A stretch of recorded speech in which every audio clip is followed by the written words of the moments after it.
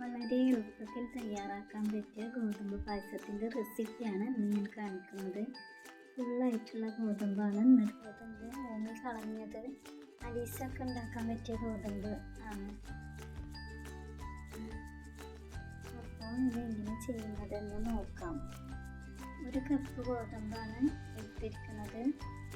അത് നന്നായി കഴുകി വൃത്തിയാക്കി. ഈ ഗോതമ്പ് കുതിർത്ത് വെക്കേണ്ട ആവശ്യമില്ല. 3-4 പ്രാവശ്യം നന്നായി കഴുകിയെടുത്താൽ മതി. അങ്ങനെ കഴുകിയെടുത്തിട്ടുള്ള ഈ ഗോതമ്പ് ഒരു പ്രഷർ കുക്കറിലിട്ട് 4 കപ്പ് വെള്ളം ഒഴിച്ച് 4 വിസിൽ വരുന്ന വരെ വേവിക്കുക. അപ്പോൾ ഗോതമ്പ് നന്നായി വെന്ത് വന്നിട്ടുണ്ട്. അപ്പോൾ ഇത് ഞാൻ പായസം ഉണ്ടാക്കാനുള്ള എളുപ്പത്തിന് വേണ്ടി ഒരു പാത്രത്തിലേക്ക് മാറ്റിയിട്ടുണ്ട്. അങ്ങനെ ഇതിലേക്കുള്ള നല്ല തേങ്ങാപ്പാൽ റെഡിയാക്കിയെടുക്കാം. ഞാൻ തേങ്ങാപ്പാൽ നല്ല കട്ടിയോട് കൂടി തന്നെയാണ് എടുത്തിരിക്കുന്നത്. എത്രയാണോ നമുക്ക് ആവശ്യമെങ്കിൽ അതിനനുസരിച്ചിട്ട് ഒഴിച്ചെടുക്കണം. ആദ്യം ഞാൻ കുറച്ച് ഒഴിച്ചു, പിന്നെ ഞാൻ ഫുള്ളായിട്ട് ഒഴിച്ചെടുത്തു. അതിനുശേഷം പായസത്തിലേക്ക് ആവശ്യത്തിനുള്ള പഞ്ചസാര, ഓരോരുത്തർ മധുരം എങ്ങനെയാണെന്ന് അതിനനുസരിച്ചുള്ള പഞ്ചസാര, ഏലക്കായ ചേർത്ത് ഒന്നുകൂടി തിളപ്പിച്ചെടുക്കുക. ഒന്ന് ചൂടായി വരുമ്പോൾ അതിലേക്ക് 2 ടേബിൾ സ്പൂൺ പാൽപ്പൊടി കലക്കിയത് ഒഴിച്ചെടുക്കുക. പാൽപ്പൊടി കലക്കി വെച്ചതിന് ശേഷം ഒന്ന് ചെറുതായി ചൂടായി വന്നാൽ തീ ഓഫ് ചെയ്യുക. പിന്നെ അധികം തിളപ്പിക്കേണ്ട ആവശ്യമില്ല. ഒന്ന് ബാലൻസ് ചെയ്യാൻ വേണ്ടി ഒരു നുള്ള് ഉപ്പ് ഇട്ട് കൊടുക്കുക. ഇനി ഇതിലേക്ക് അണ്ടിപ്പരിപ്പും ബദാമും വറുത്തിട്ട് കൊടുക്കാം. ഒരു പാൻ എടുത്ത് അതിലേക്ക് വെളിച്ചെണ്ണ ഒഴിച്ച് അണ്ടിപ്പരിപ്പും ബദാമും ചേർത്ത് പായസത്തിലേക്ക് ഇട്ട് കൊടുക്കുക. വളരെ എളുപ്പത്തിൽ ഉണ്ടാക്കാൻ പറ്റിയ ടേസ്റ്റിയായ ഗോതമ്പ് പായസം ഇവിടെ റെഡി ആയിട്ടുണ്ട്. അപ്പോൾ ഒരുപാട് പേർക്ക് അറിയാവുന്ന റെസിപ്പി ആയിരിക്കും, എന്നാലും അറിയാത്തവർക്ക് വേണ്ടി ഇതൊന്ന് ഷെയർ ചെയ്ത് കൊടുക്കും.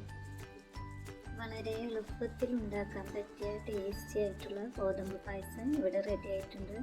അപ്പോൾ എല്ലാവർക്കും ഇന്നത്തെ ഈ വീഡിയോ ഇഷ്ടമാണെന്ന് വിചാരിക്കുന്നു.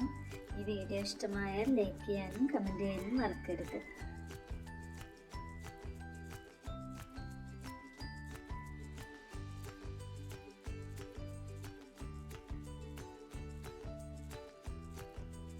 ഗോതമ്പ് പായസത്തിന് കോമ്പിനേഷനായിട്ട് ഞാനിവിടെ ഭൂരിയാണ് ഉണ്ടാക്കിയിട്ടുള്ളത്.